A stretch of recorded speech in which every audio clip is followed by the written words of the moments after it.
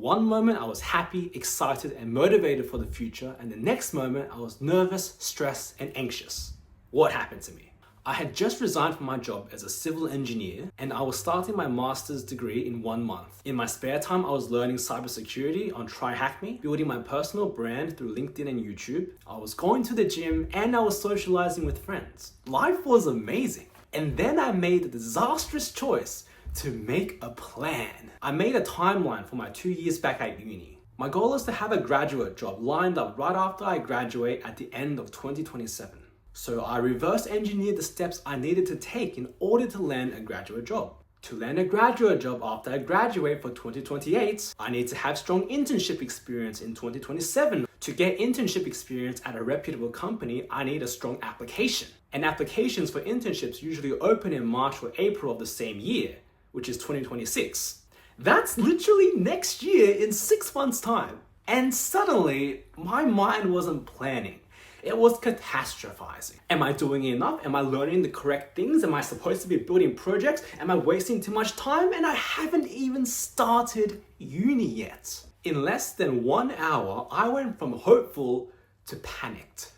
So what happened to me? Before I made a timeline for myself, I was taking meaningful action every day. I was learning, I was building my personal brand, I was exercising, and I was socializing. I was living in the present moment. I was in a constant state of flow. And then I gave myself a mental timeline with strict conditions that I had to meet. If I don't have the perfect application by March of next year, then I won't land an internship. And if I don't land an internship, I won't get my dream graduate job. And if I don't get my dream graduate job, then I'll be unemployed and I'll feel like a failure. My mind was now catastrophizing hypothetical problems in a hypothetical future. So what did I choose to do about it? I made 3 realizations that helped bring me back to the present. Number 1, I realized that I had adopted a scarcity mindset. I believed that there was only one acceptable path that leads to success. And I had to meet the strict conditions of my timeline, otherwise I had failed in life. There is more than one way to enter a career,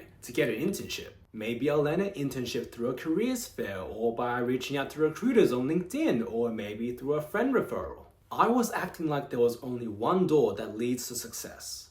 In reality, there are hundreds of doors, and I only need one of them to open. Number 2, I thought if I worry about every single bad scenario and I plan for all of them, I'll be safe and prepared. But the truth is, the future remains uncertain no matter what. If I spend today worrying about next year, then I'm literally creating the failure that I'm afraid of, because I just wasted today doing nothing. All any of us can do is focus on our actions today. The only way forward is to act with intention now and let the future reflect those actions. And number 3, I remind myself why I'm making this career change in the first place. I'm not just changing careers for a better job. I'm changing the way I choose to live my life. My life is like a big ocean liner sailing the ocean. When I realized that my life was on the wrong path, I turned the steering wheel to change course. But it's a big ship, so it changes direction very slowly. My personal values are authenticity, curiosity, and growth. So I asked myself, are my actions today aligned with my values? If yes, then I need to accept the fact that even if I don't see immediate results, I know my ship is turning. My self-worth isn't determined by how fast the ship moves, but by the fact that I'm steering it in the right direction. And so, the day goal setting killed my motivation is also the day when I realized that goals don't define me, my actions do. As long as I act with intention today, I can trust that the future will take care of itself.